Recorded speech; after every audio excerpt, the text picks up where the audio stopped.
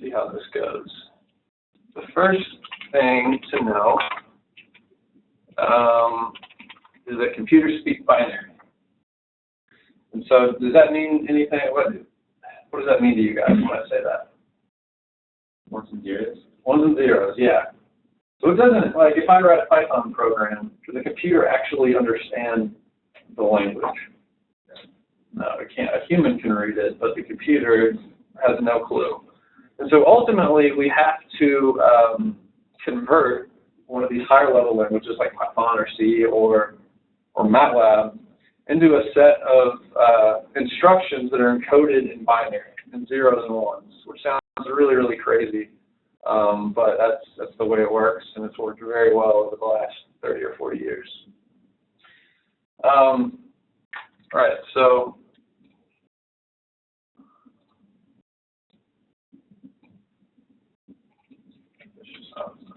ultimately, the computer program must be converted to a series of zeros, ones that code instructions in the program. Okay. And so there's kind of different paths you can take to actually get to this point of zeros and ones. So there's actually kind of two broad approaches. I don't know if you can do bullet points in here. I don't think you can. We'll just say two broad approaches. Approach one would be kind of a two-step process.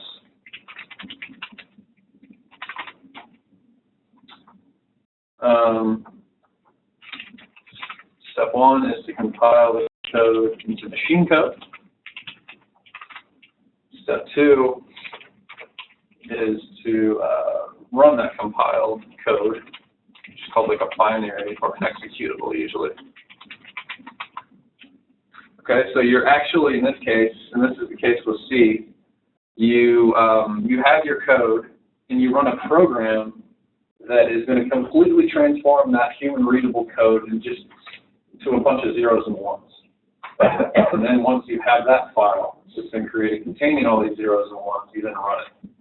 So this is different than something like Matlab or Python, where we're compiling and running is sort of abstracted away from you. You just hit go after you've made your changes, and it magically works. So that's the other approach. Is it going to not let me? Let's see. Yeah, okay. So that's the apply language interpreter.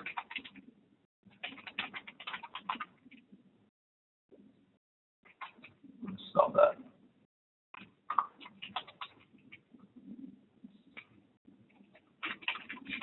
Translate code to already compiled functions. All right. So does that make sense? So the second one is probably something you guys are a little more familiar with and a little more accustomed to. If you programmed in Java, this will be familiar. This concept of compiling code. You have to compile code when you use Java.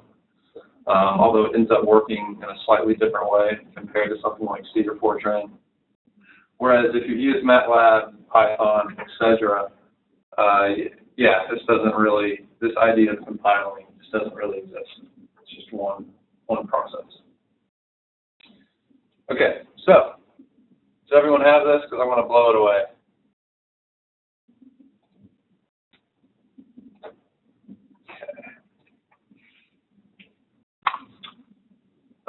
Let's see.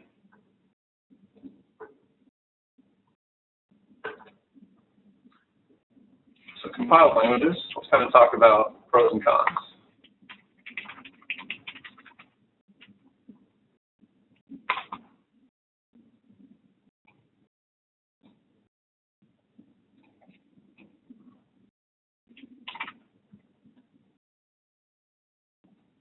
Yeah.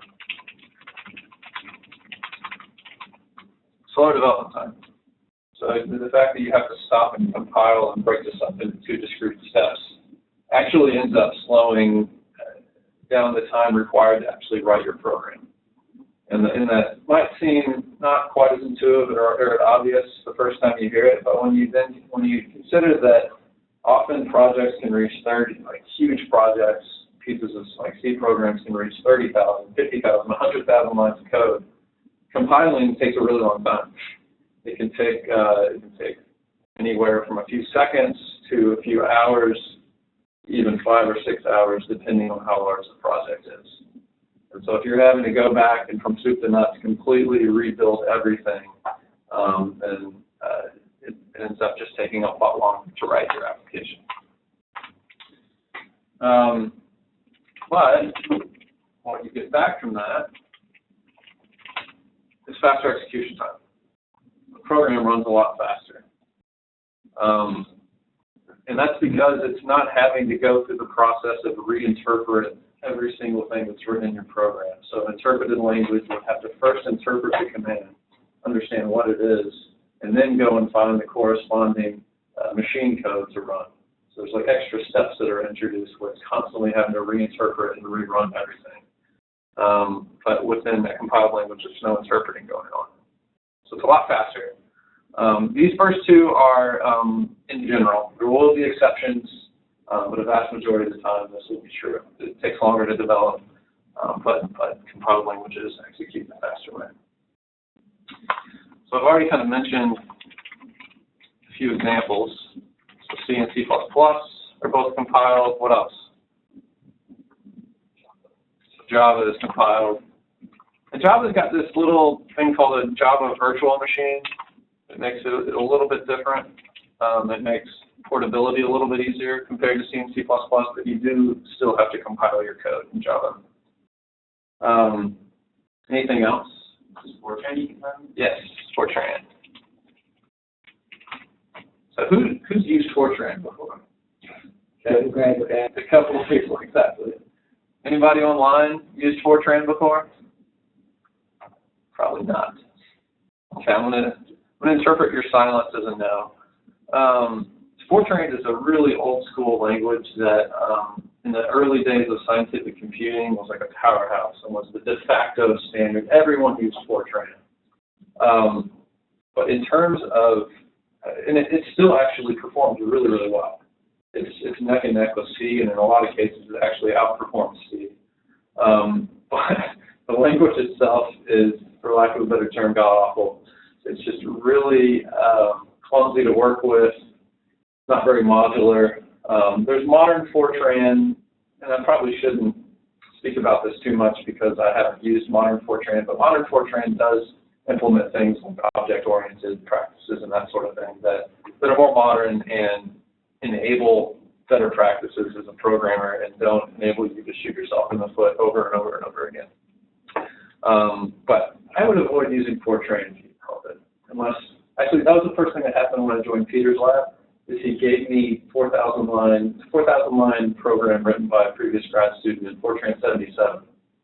That was nice to hear. In Fortran, yes. Fortran 77, you're not allowed to write anything like in the first 5 columns. Yeah. And if you do, you get these really odd compiler errors. And so I spent the first day trying to debug this code, and the problem all along was that I had a character like in the 5th column. And there's like limits to how long the lines can be. It can only be like 50 columns or something like that. Oh, it's painful. I wouldn't wish it on anyone. So the last thing I'll say here is that these languages are popular in high-performance computing. HPC is an acronym that you should grow accustomed to seeing because we'll be using it a lot during the course. Where computational efficiency is important. And by computational efficiency here, I mean that it runs fast. And so generally the way this works with the compiled language is you compile once and then you run multiple times. And so the program will generally have like an input file where you can tweak parameters and change features of your analysis or features of your simulation. And so you actually only compile the code once, and then you can run it over and over and over again, feeding it these various inputs. All right, So let's compile languages. Interpreted languages. So these first 2 points I've already kind of hit on, so I won't spend much time talking about them. Faster development time, slower execution time.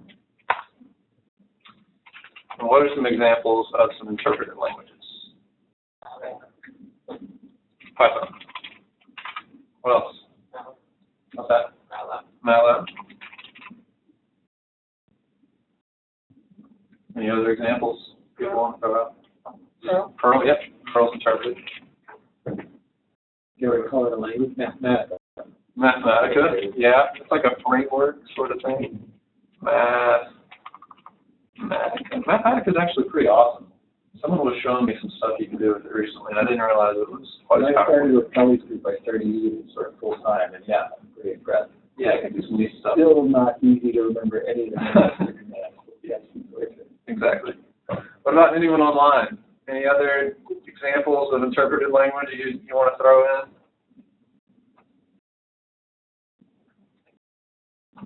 Nope. Okay. R is a popular one, and statistics that you may have heard of is interpreted. Ruby, if folks have heard of Ruby, it's a pretty interesting language. It's tricky to read. Bash, which we'll talk about as we introduce Linux. It's a type of shell. It's like the most popular shell that you use from within a Linux environment. And it's also interpreted. Okay, and a lot of the web-oriented languages like JavaScript, PHP, etc. are interpreted as well. Most modern languages are interpreted. Just rule of thumb. Okay, everyone have this? Okay.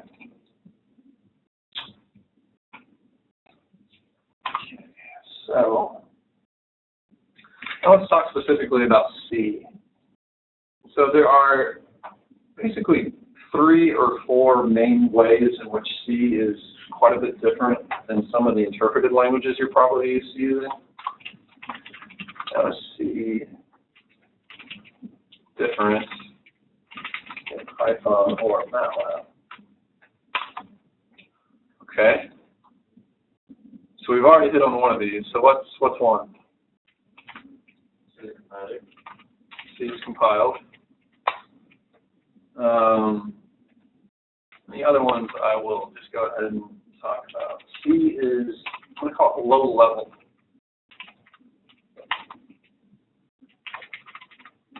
Specifically, kind of what I mean by that, so you end up having to manage your own memory. And that's, in an interpreted language, that's something you generally never have to think about at all, is allocating memory, freeing up memory, making sure that you're accessing memory that belongs to your program. This is stuff that is pretty foreign if you're coming from Python or Matlab, but if you can just get a good conceptual handle on what the important pieces of memory management are, it's really not that bad, I promise. So that's one of the things we'll be talking about over the next few days.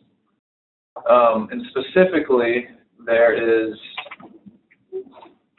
a really scary term that maybe you've heard of called pointers, which are not fun. And they are specific to C, basically. They don't really show up, unless C++ use pointers, but they're usually not raw pointers. They're usually an abstracted pointer. I'm sure there's a few other languages that use pointers as well.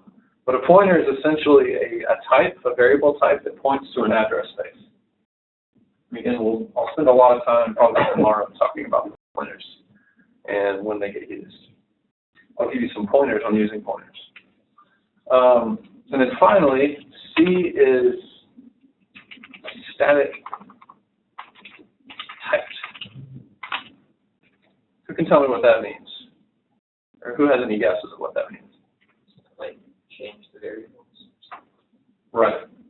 So So like in Python, if you're using, let's just say you want a variable like equal to 1.23, how do you declare and assign that variable?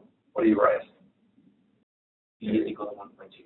Exactly. B equals to 1.23. And you don't have to have mentioned V before that point in any way. You're just introducing in that first line, and you can also go ahead and initialize or assign that value to that variable. And a few lines later, you can say B equals double quote my string. Right. Right. So you can sort of dynamically change the type within a lot of these interpreted languages. That is not true within C. You can do type casting, which we won't really talk about a whole lot, but in general, once you assign the type of a variable, it remains fixed. And you have to declare what that type is when you initialize the value, or when you declare the actual variable. Yeah? So when you say, like, the C pointers you're using, because I know, like, Java and stuff, they have pointers as well, but are those a different type of pointers? So I'm not really very proficient in Java, so I would not be the person to ask. I can look into that. I can ask some folks around here who know. Python too, when you assign a variable, technically it's a pointer, like the type, right? So the ID. Yes. Is that different? Like, but that's all under the hood. So it's never, so once you see C, I think you'll see C. Once you see some of the things we're talking about here with pointers, you're actually, the type of that variable is actually a memory location. So if you print that variable, it gives you a big hexadecimal digit, and that actually maps to an address, like within your system's memory, like in the RAM or in the cache or something like that. So those are, like in a nutshell, there's lots of other differences, but for someone who's coming from Python or Matlab, these are going to be the things that seem odd and seem very kind of clunky and difficult to deal with. So if you can get through like these, and in particular the second point. The third point is kind of an annoyance, but not a big deal. The first point, also kind of an annoyance. But the second one is, you know, even if conceptually you understand it, it can be a little tricky to get used to the conventions that are used within the language, like the syntax that you use. But we'll talk about that. Okay, so with that, we are going to start doing some programming. So hopefully, for folks who did bring a laptop, whoops, we're disconnected. Let's go back here. So if you could go out to the course web page, and I sent out a link to this. Oh, that's why. If you get out. I sent out a link to this in one of my emails. I think maybe in the initial email I sent out last month. That contains this link. So if you come out to the course web page and you click the first link under Learning C, and if you didn't bring a laptop today, please go ahead and bring it tomorrow. We're not going to be doing a lot of intense stuff today, so it won't be as big of a deal. But starting tomorrow, I'm going to give you guys like 5 minutes to go off and try some things, and then we'll come back together and discuss what you learned, what made sense and what didn't. Okay. Once this loads, we're going to start with our very first example, which, any guesses of what first example will be? Hello world. Yes, like that's the classic example you always talk about. You could call this Hello Universe now, but It's true. This is true. All right. So we're going to talk about Hello World within C. Before we do that, let's write a very simple, so to add, when you're working with this environment, if you want to add a new file, you just come up here, you hit the plus button, and it will say new file.c. If you right-click on it, you can rename the file, and we're actually going to write a Python program. We're going to call it hello world.py. Whoops. First of many, many typos I will make during the course. Okay, hello world.py. All right, so who can tell me how to write a hello world program in Python? And quotation mark hello.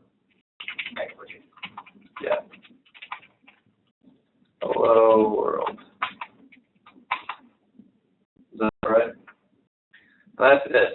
Just a single line of code, simple, very readable, it's intuitive, it's not at all difficult to ascertain. Even if you've never programmed before, if you open this up and read this line, you could probably venture a pretty decent guess at what's going on. So this little terminal down here I'm going to use to run my code. So I'm just going to type Python, which is the name of the program or interpreter. And if you've never used Linux before, this is going to look odd to you at the bottom, but try not to get hung up on that too much. I'm going to give you a kind of just 2 or 3 very basic commands to run for these 3 lectures. But beyond that, you don't need to worry about it. So I'm going to type Python hello world.py. Yay, it prints hello world. So we printed a Python. We wrote our first Python program. Awesome. Let's refresh this. Now let's move on to what this would look like in C. And I left, I heavily documented each of these examples, especially this first one. So there's lots of comments. So that's the first thing I want to talk about. Within Python, you do comments with a hash. Within C, you do it with 2 forward slashes. So that can be either at the end of a line of code or at the beginning. You can also do multi-line comments, but let's not worry about that for now. So all of this stuff that's highlighted in green, that's just comments. That's me documenting what's going on and so I'm trying to give you guys kind of a basic explanation of what's going on with these statements in this code. So the first thing to know about any C program is that it must contain a function, and the name of that function must be main. And this is true of every single C program. And the return type from that function has to be an integer. And so what I've written right here is int main close parens. So all that means is that I am declaring a function, or not really declaring, but I'm writing actually the implementation of a function called main, and the return type of that function is int. So whereas in Python, oops.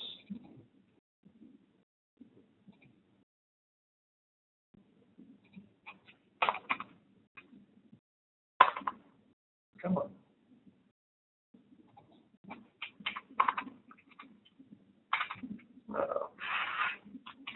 There we go. So in Python, if we want to write a function, we do something like this. Def my func, open close parens, colon, and then I can do print inside my func,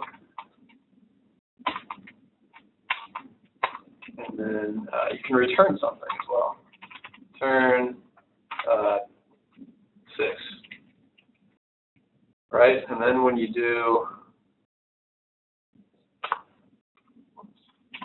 hello world, we can also say something like x equals my func, and then when we print x, we should get what? We should get 6.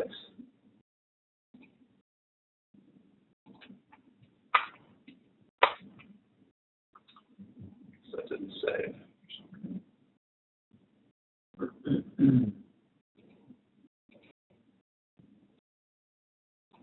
Let's try it again. There we go. Awesome. So that's what we expected. So within Python, when you're returning a value from a function, you don't really need to specify that in the line where you're initially writing your function. Okay, so you just return the value and return any value that you want to. Within C, you actually need to declare what type that you're going to be returning from that function. And so when we have int main, all that means is that this function is going to be returning an integer value. And so at the end of the function, this is sort of the convention, you have to return a value, an integer value. And the convention for the main program is just to return 0. Okay, so that's That's one thing that's different about C. So you always have to have this special function. And it's called main, and it returns an integer value. The other thing we're going to do is we are going to print our string hello world. And we're going to do that using C's version of the print function called printf. And so it's actually pretty similar in terms of the syntax to the version we saw in Python. We use printf, open parens, double quote. We write our string. One difference is that if you want to go to the next line, you do need to insert this special character, which is a \n. So that's a special character that just says print a new line. And then at the end of that statement, we close parens.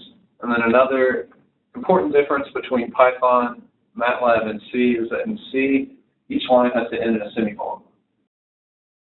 And the compiler is usually pretty good at telling you that you left off the semicolon if you did, but sometimes it's not. Sometimes you can get a bad compiler, or there can just be a unique combination of lines of code where the compiler isn't able to interpret those lines as well. And so you'll get like a less meaningful error message in that case. But in general, it will tell you if you're missing that semicolon. So you just have to get in the habit of including a semicolon. Actually, in Matlab, you do semicolons in Matlab if you don't want to print anything, right? Yeah. Okay, that's right. So I guess it's not too different from Matlab in that way. And in Python, I think they're optional. Yeah. I think you can include semicolons if you want. All right. So that's it. So the only other important thing is that printf is a function that's defined within the core C library, and it's actually defined in this file. So there is something called a header file. We'll talk about what header files are later. That we didn't write. It's just a part of like the stock C language. And within that, there's this stdio.h file. And what that stands for is standard input and output. And so in this case, printing is like an output type statement. And so we just need to know that printf is defined within, actually the function prototype, which we'll talk about later, is defined within this file. So anytime I use the printf statement, there has to be a corresponding include, #include, standard in out.h file. And you can actually surround this in double quotes or in the less than or greater than. Either way works. One thing to note about this first line is it's not actually C code. It's something that's called a preprocessor directive. Okay, so it won't actually be compiled by the C compiler. Instead, there's a first step where something called a preprocessor does a first pass. In any of these directives that it sees, it's able to interpret, and in this case, it is just taking the contents of stdio.h and copying it into this file, just so it includes all the appropriate references we need. All right, so how do we actually run that? I've included something called a make file within this directory, and so to compile all of these C examples, you can just type make, and anytime you make a change to any of these programs, you can again type make, and it will attempt to recompile it. So when you're wanting to recompile something, just type make. To actually run the program, we're going to do the following. We're going to type a dot followed by a slash, and then the name of the executable file or the binary file. And in this case, the name of the binaries are the same as the name of the program without the .c. So it's just going to be hello world. So I'm going to type /hello world, and that will run my executable and give me that output, hello world. So yay, we wrote our first C program, we ran it, and gave us the correct output, and we're all gung-ho about programming in C now. I just want to give you a little bit of a taste of what could go wrong. So what types of error messages might you see if you were to write this program yourself and maybe you made a few mistakes? Maybe you left out a semicolon or you forgot to include your header file or something like that. What would you expect in those cases? So let's try that first. Let's try taking off the semicolon, and we're going to resave the file. And to compile the code, I type make, and there we go. So that's pretty awesome. That's a pretty spot-on interpretation of what went wrong in my program. Error, expected semicolon before return. I like that before return though. Not expecting it at the end of the line, it's expecting it before the next line. Yes. Like that. Yes. So you can do you can do something like the following. Like if this line got super long, like let's say you had a massive string that you wanted to print out, you can actually include something like the following and keep going along to the next line. So like sometimes if you're doing if-else statements, you have a bunch of conditions you're testing, it improves readability to kind of split off each condition to a separate line, and you use something like this to go from line to line. Okay. So in that case, I got an error message, which means the program did not successfully compile. It didn't, and that's kind of the distinction between a warning message and an error message. If you get warnings, that means that the compiler is like, hey, I see something kind of bizarre here. I'm not exactly sure that I'm interpreting this correctly, but I'm going to go ahead and continue making this assumption. With an error message, it's like, I've got no idea what you're going for. Your syntax is completely wrong. Here's my best guess at what you maybe did wrong.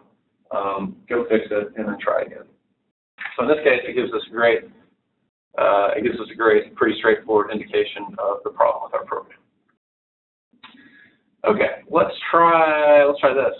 Let's try changing the name of this to super cool func rather than int main. So I've just changed the name of that function. What do you think will happen?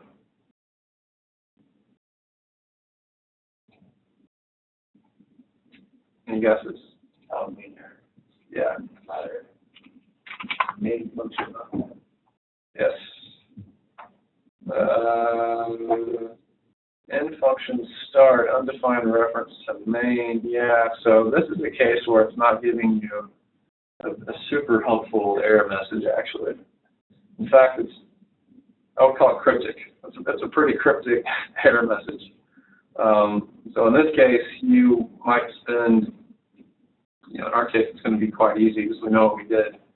But sometimes in C, when you make mistakes like this, and when the compiler can't give you sort of a definite reason, then debugging can become pretty tricky. So the rules of thumb, there's lots of rules of thumb with debugging C programs. Probably the best one is to learn a debugger.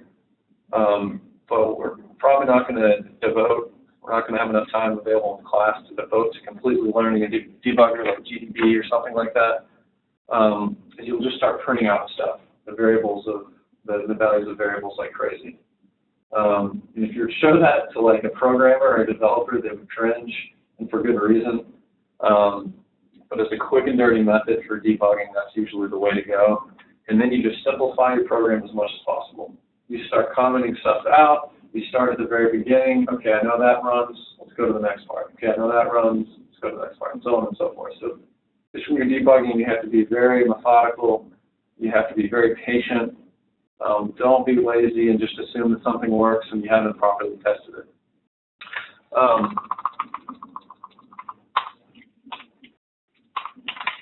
So if we change that back to main, we should be good to go.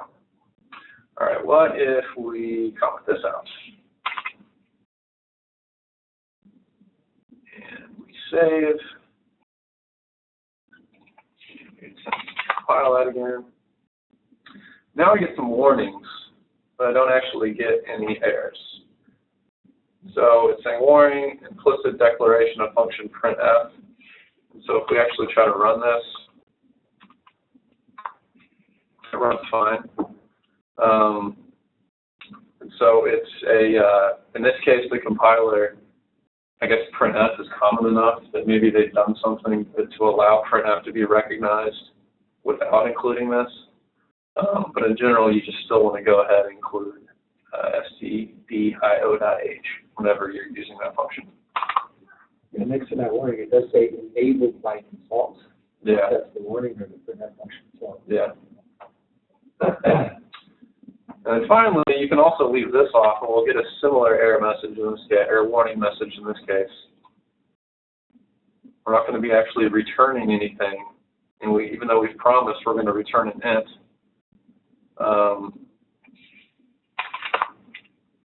Warning: control reaches end of non-void function. And non-void means void can be a return type. And so for functions, not for main. Main always has to be int. It always has to return int. But for other functions that we define later, you can declare them void function name, and that just means they're not returning anything. Okay. Any questions at all? It's clear as mud. I have a quick What about from question. the remote folks? Any questions? You're being awfully quiet. Hello? Okay. Assume everyone is feeling good then. All right, so the next one we're going to go to is variable types. Okay, so just double click there. And again, I'm using, including lots of, oh, okay. You have a quick question. Go ahead. I guess you don't have a mic.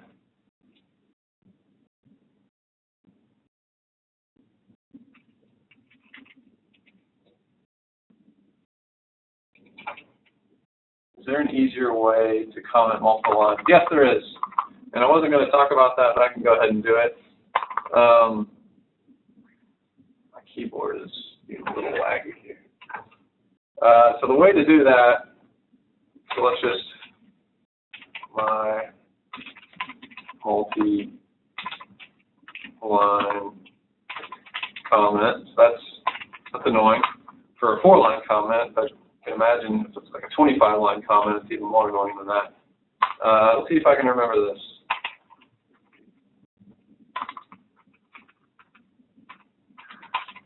A single star, but we'll see.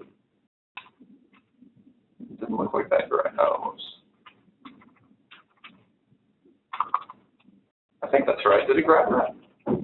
Hold on. It's not clear whether it actually. Let's see if I do. Yeah, I think that works. Yeah. So that's the syntax you would use. It's at /double* to begin the comment, and then kind of the opposite, double asterisk / to end the comment. Awesome. I like it when people ask questions I know the answer to. Okay. So here we're just kind of playing around with different types of variables. So if you've used like Java is static type, I think, right? Yeah. Okay. So for a lot of you, this is probably familiar. If you're coming from like only Matlab, then this will look a little strange. But essentially, you just have to get in the habit when you introduce a new variable to specify the type. So there's lots of different fun types you can play with. One of the most common is just an integer type.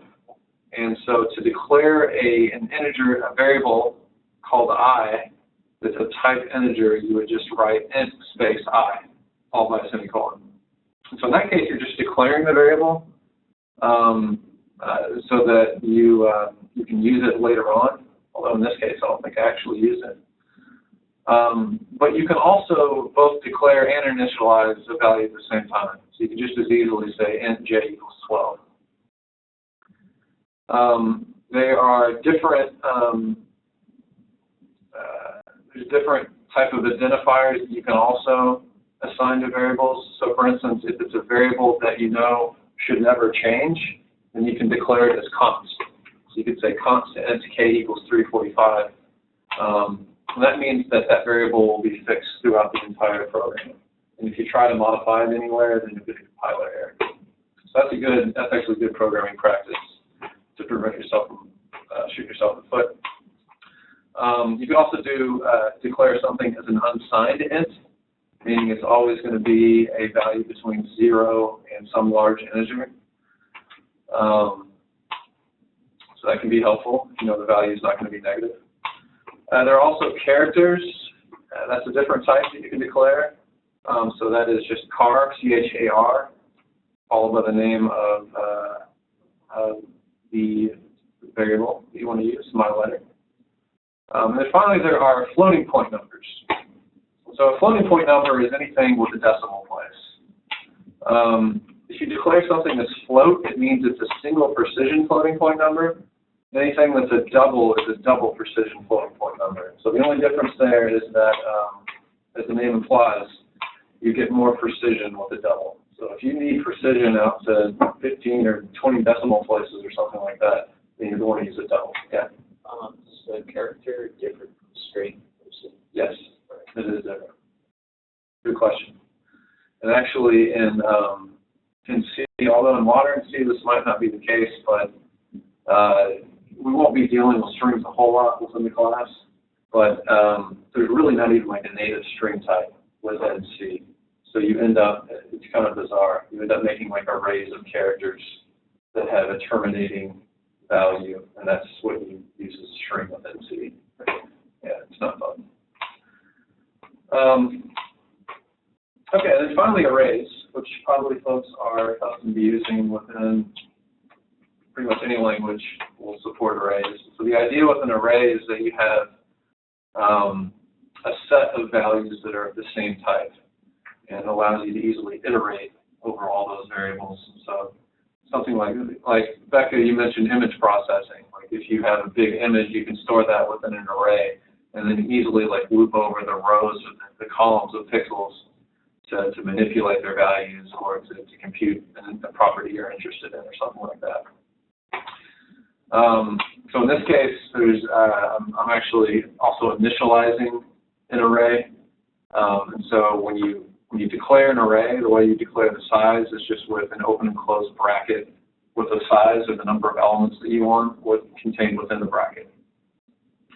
So this would be an array of integers with 5 elements, and this would be an array of floating point numbers, single precision, with 100 elements. One really, really important detail related to C arrays is that they start at 0, so they're 0 indexed. And that's true for most languages. Fortran, it's not true for Fortran. Fortran starts at 1, so the very first index is at 1. I think it was Matlab. Is from 1 as well? Yeah, I hate that. So it starts from 1. But I guess there's an argument for that. So that's just something you need to keep in mind, especially as you're creating like loops to iterate over arrays. To make sure that you get that starting index and that end index correct. Otherwise, you're going to be trying to access a spot of memory that your program doesn't own. So that is that's pretty much it when it comes to, these are kind of the basic types that we'll be playing with within C. There will be a few others that I'll introduce later, but just to give you a taste, that's some of these different types. So if we wanted to actually start to print out some of these values, so let's talk about printf again.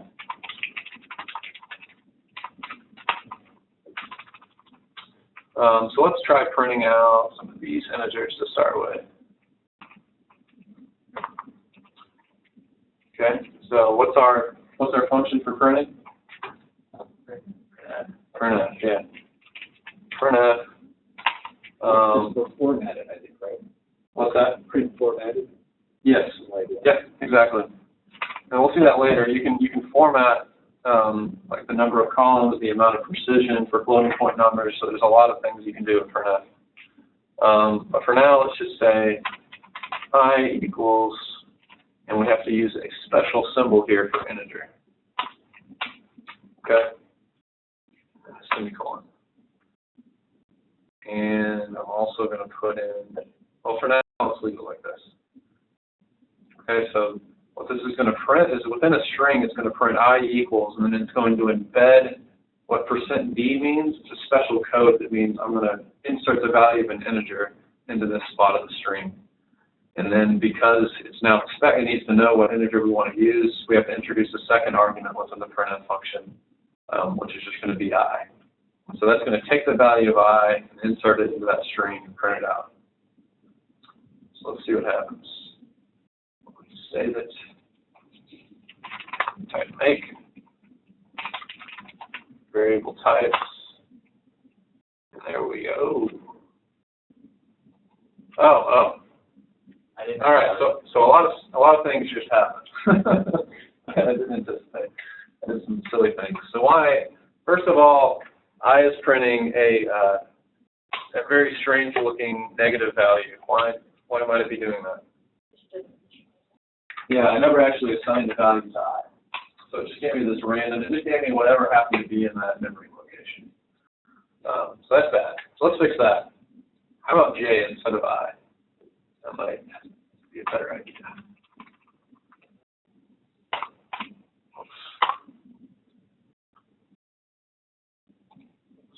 Save that. Type make to rebuild it, so I made a change. And then on Linux, you can up arrow key to go through command history. Variable type. Okay, so you can sort of see it there. J:12, and then the prompt shows up immediately. What should I probably do to make that a little easier to read? Yeah, exactly. And what is that? Excellent.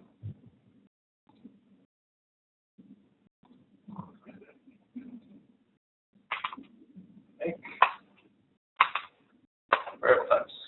J=12. Cool. All right, let's try that for a floating point number. For an F. Let's go with X. So now instead of %D, we're going to use %F. Is the special code, special symbol for floating point numbers. Semicolon. Save. Make. And run it. And there we go. So that looks good. So someone tell me how to do this. Let's say I want to print the fourth element of my array. Someone tell me exactly what to type. Or type into the box exactly what I should type. Either way is fine. I like printf. Printf. Colon or parentheses quotation. And then I'm going to call it I like %I or %I %I? Or what was the number? What was like? This is an integer, right? Don't you have to like declare say that you're going to print an integer? Yep. So it's right there. If we look at line 10. Yeah, %D. Correct. So if we say my array fourth element %D. What else? Close the quotation. Mm-hmm. Comma like my array bracket 3 bracket. Nice. So it's 3, right? It's not 4 because we're starting at 0. You just have to train yourself to think. And let's also put a new line character. And let's also throw a semicolon. Everyone agree that looks good? So we're expecting it to print what? 8. There we go. Awesome. All right, so that's just a quick primer on how you print different types of variables. And we've got a couple minutes left, but let's save that for tomorrow. So at the beginning of tomorrow, we'll start talking about flow control, like if-else statements and that sort of thing.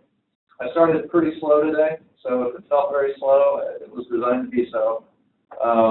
But tomorrow we'll start to get a little more. We'll start to talk about flow control loops, and I think I'll introduce pointers probably in the second half of tomorrow's class. So tomorrow is pretty important, actually, if you want to start to begin to think about C and prepare yourself to do well on the assignments once the course starts. So any questions at all before? Someone asked. Oh, Is it necessary to declare how many elements are in the array? Yes, yes it is. For now, What's that? for now, right? Yeah, That's why you can do memory allocation. correct. So later on we will talk about how to it's called dynamically allocated arrays, where we can sort of just grab a piece of memory dynamically as the program is running, and then shrink and grow it, like if you're appending. Yeah. So yes, that is possible. So you can definitely append to arrays. It requires using a few new commands that we haven't talked about, but we'll talk about that later. It's lots of fun. So Will, you could have defined all these variables above the if, right? Declared. Yeah, so that's something I haven't talked about yet. We'll talk about that when we start talking about functions as scope, program scope.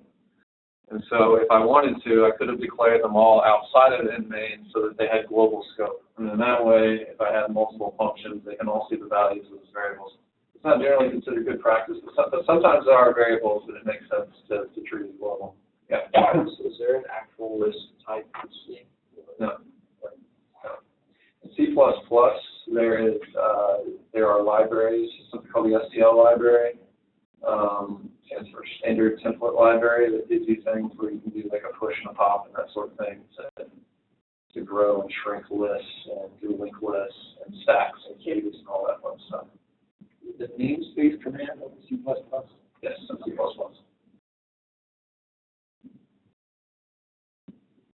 Okay. All righty. Well, thanks everyone. We will meet at the same time, same place tomorrow. And I'm going to try to get this recording up on Blackboard.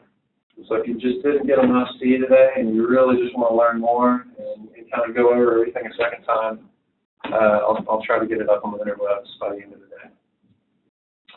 So see everyone tomorrow. Thank you.